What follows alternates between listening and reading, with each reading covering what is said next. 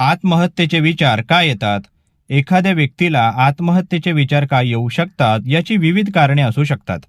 हे समजणे आवश्यक आहे की हे विचार अनेकदा गुंतागुंतीच्या भावना आणि त्यांचा परिणाम आहेत.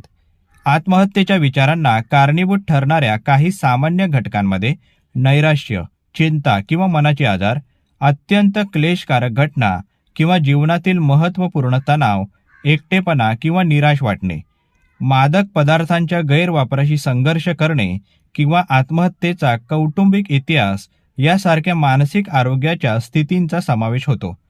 अशा वेळी एखाद्या मानसिक आरोग्य व्यावसायिकाची मदत घेणे आवश्यक आहे, जो आपल्या मानसिक स्थितीची जाणीव करून देऊन त्यावर उपाय सुचवेल. धन्यवाद.